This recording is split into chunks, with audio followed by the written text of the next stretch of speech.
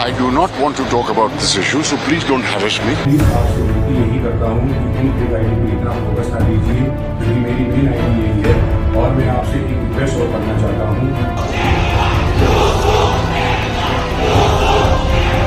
Bollywood actress Richa Chadha ने भारतीय अमेरिकी लेखक और स्पिरिचुअल गुरु दीपक चोपड़ा का एप्स्टीन फाइल्स में नाम आने के बाद उनके बयान पर जमकर लताड़ा है।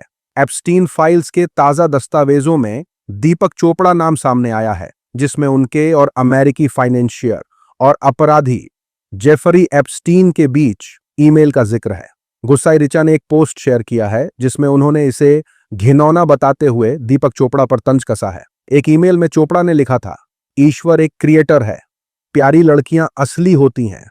इस पर सोशल मीडिया पर हंगामा मचा तो दीपक चोपड़ा ने सफाई दी। इसी पर ऋचा चड्ढा ने उन्हें खरी खरी सुनाई है। चोपड़ा बोले, मुझे अपने कहे पर अफसोस है। ऋचा ने उनका पोस्ट रीशेयर करते हुए कहा, अगर जिंदगी आपको दीपक बनाए तो मोहम्मद बनिए, चोपड़ा नहीं। सोशल मीडिया पर चल रहा है कि एप्स्टीन फाइल क्या खुली।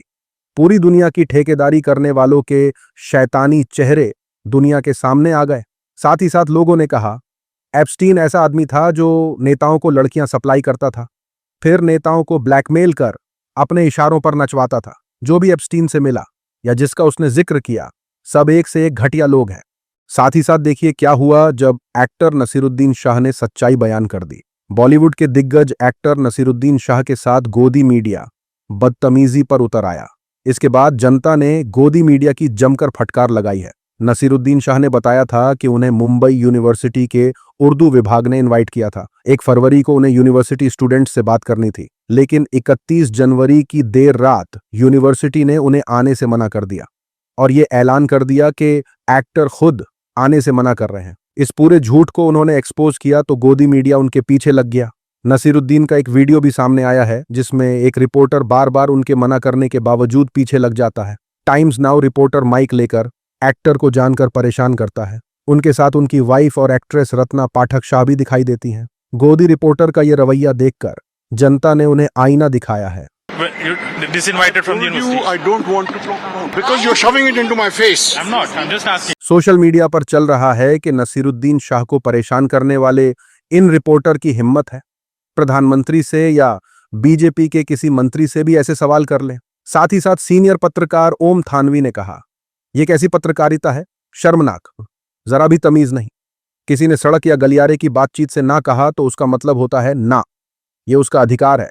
माइक हाथ में हो तो वो किसी का रास्ता रोकने परेशान करने का हक मीडिया को नहीं देता। साथ ही साथ खबर निकलकर आई है एक्टर राजपाल यादव के हवाले से। बॉलीवुड के जाने माने कलाकार राजपाल यादव ने तिहाड़ जेल के अधिकारियों के सामने खुद को सरेंडर कर दिया है।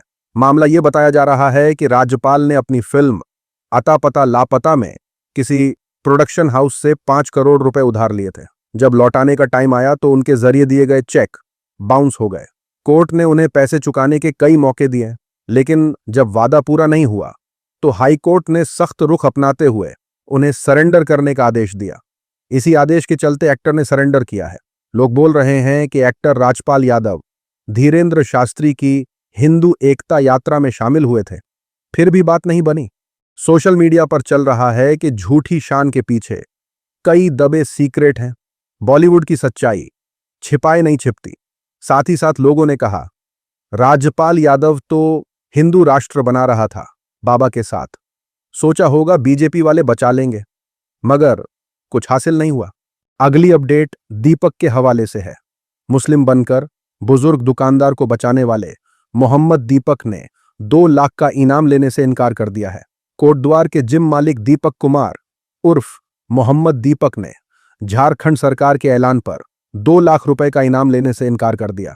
झारखंड सरकार के अलावा कई लोगों ने उनके अकाउंट में पैसे डालने की पेशकश की, लेकिन उन्होंने शुक्रिया कहा और पैसे लेने से इनकार कर दिया।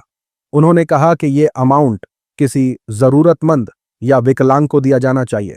दीपक हाल ही में एक मुस्लिम दुकानदार के सपोर्ट में सामने आए थे। बजरंग दल के बवाल के बाद पुलिस अलर्ट है।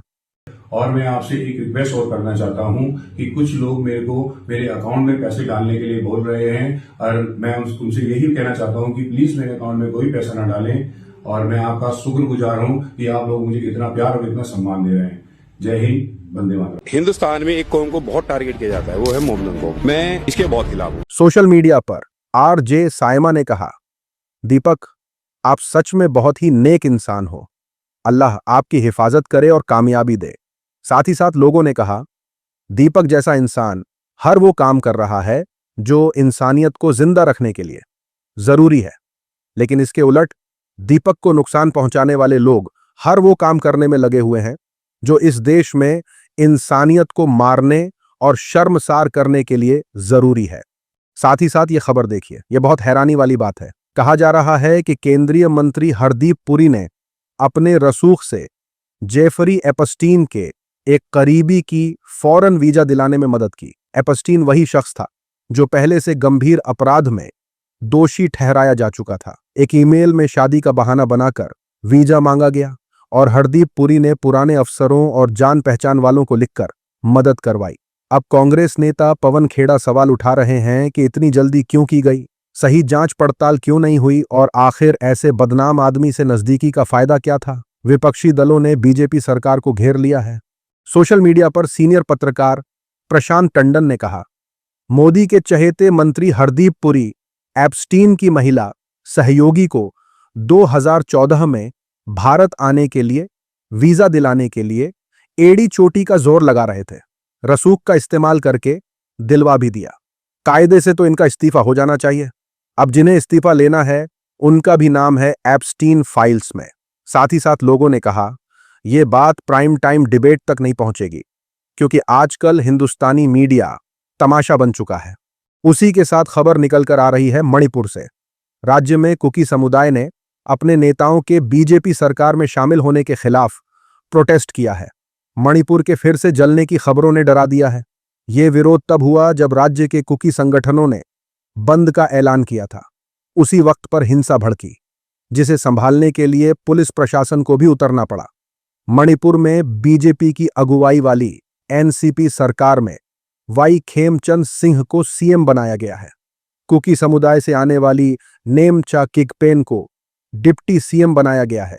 इसके अलावा एक नागा नेता को भी उप मुख्यमंत्री बनाया गया है। खेमचंद सरकार में 2 और को भी मंत्री बनाया गया है, लेकिन कुकी समुदाय की नाराजगी ने चिंता बढ़ा दी है।